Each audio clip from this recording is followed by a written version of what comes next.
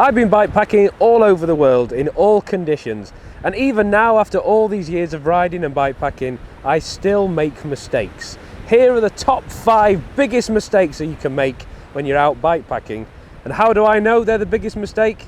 Because I've done all of them.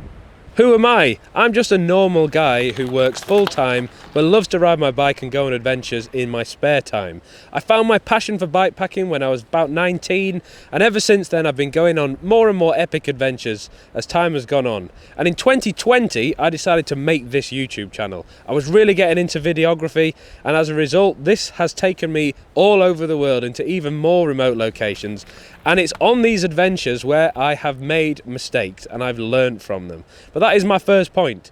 There are no terrible mistakes apart from ones that you don't learn from. Let's dive into the top 5 biggest mistakes that you can make and the ones that I've made while out on my adventures. The first biggest mistake you can make is overpacking, and I think this is something that everybody is guilty of if they're being honest with themselves.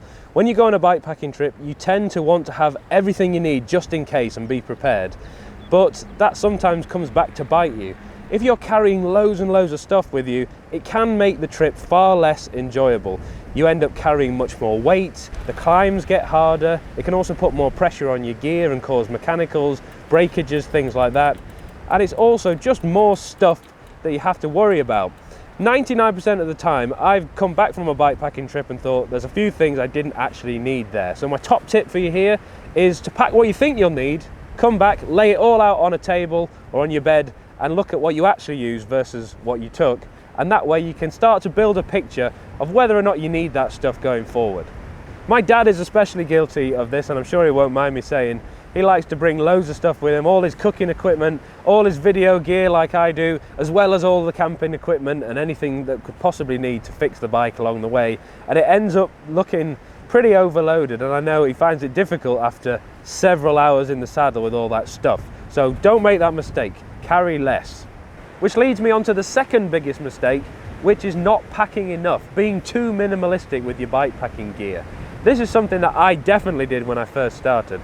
I refused to buy a tent because it was too heavy. I only had a bivy bag. I didn't even bother with a sleeping mat sometimes, and I had a really lightweight summer sleeping bag, even when the weather was a little bit chilly, which meant that on the whole, if things didn't go to plan or if the weather took a turn, I didn't enjoy myself. So the top tip here is to make sure that you've thought about everything holistically. Of course, it's nice to be lightweight and go as fast as possible without having to worry about carrying loads of bulky stuff. But think about the things that are important to you, i.e. sleep for me. Having something really comfortable and ensuring that you're going to be warm is a priority for me. So I always make sure I carry that, and I don't really care how much it weighs. Equally, you want to make sure you've got enough layers to keep warm, and also basic equipment to repair your bike. If you have an issue like a puncture or a problem with your chain, you're then going to find that even if you've packed really lightweight and you were making lots of progress, that it's kind of put a spanner in the works and ruined your trip unless you can get it fixed somehow. It's very important to weigh up the lightweightness of your gear versus the practicality of it. Mistake number 3 is focusing too much on the speed and the mileage. Unless you're doing an Audax event or a bikepacking race, it really doesn't matter how many miles that you cover. Me personally, when I'm planning a bikepacking trip, I actually look at what I feasibly could do and half that number and aim for something around that level. If you are pushing on far too much and spending all day trying to hit a numerical goal or trying to get somewhere when you're on a deadline, it can really spoil the trip. And the problem with doing that sort of daily mileage is you might find you get burnt out. And if you're like me, you like getting out into nature, exploring the wilderness, it's nice to actually slow down and have chance to do that. So what do you do if you're doing a bikepacking trip from A to B and you need to think about where you're going to stop, where you're going to sleep, what sort of accommodation you're wanting to stay at? Well, that's exactly why I half the amount of mileage that I think I could do. By doing that, it allows me to have a bit of wiggle room if there's a problem with my bike or if there's a route deviation, and I can just take my time knowing that I can easily get to where I need to without having to worry about missing a deadline or missing check-in or something like that. Mistake number 4 is relying too much on your electronic devices. It is so easy nowadays to rely entirely on your GPS head unit for your route, And also rely heavily on your phone for internet reception so that you can research things, deviate from the route, or make a call to get someone to come and rescue you. There's even things like electric pumps for your tyres or your sleeping mat, and electronic gearing nowadays. So it's really easy to rely on these things. And if things go wrong, you could find yourself in a bit of a pickle. So how do you combat this? You need to be prepared. In an ideal world, you'll have a paper map with you, so you've got something concrete that you can rely on if you are stuck. But also, if that isn't a possibility, you should have a good idea of your route and some deviations. You should have done a lot of preparation, so you know exactly where you could turn off if there is a dead end, for example. As well as that, you should never just rely on your electronics. Take some cash with you. I know a lot of us rely on Apple Pay and things like that when you're paying for things at the shop. Make sure you have some cash or a debit or credit card with you. And as well as taking an electric pump for pumping up tyres, make sure you've got a manual one as well. And finally, mistake number 5. This is something that's a little bit more challenging to talk about and to quantify, but it's listen to your body and listen to your head. There have been loads of occasions for myself, and I'm sure you personally, where you're really excited about an upcoming trip and you just can't wait to go. But as is often the way with bikepacking, things go wrong.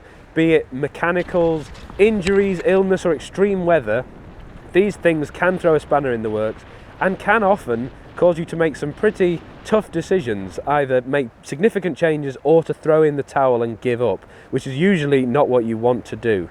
But my advice here is usually the sensible option is the right option. I've had it on a few occasions now where I've had to retreat down a mountain or get out of some extreme winds for my own safety, and that's often meant I've had to make significant changes to a trip.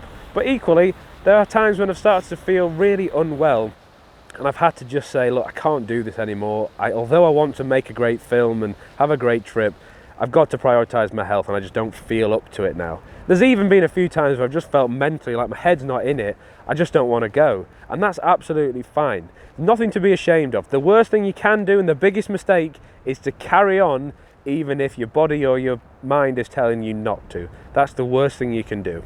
Bottom line with that one is do not carry on if you're ill, injured, or you've had a mechanical or there's some serious dangerous weather. It's better for you to give up, come back and be safe and then return and do this another time than to plough on and potentially risk getting injured or even worse. So that's it. Those are my 5 biggest bikepacking mistakes that you can make when you're out on your adventure. Let me know your biggest bikepacking mistake in the comments below. I'm sure there are some really good stories there. And just remember, the worst mistake you can make when you are bikepacking is not learning from the mistakes that you've made. Thank you so much for watching, and I'll see you in the next one.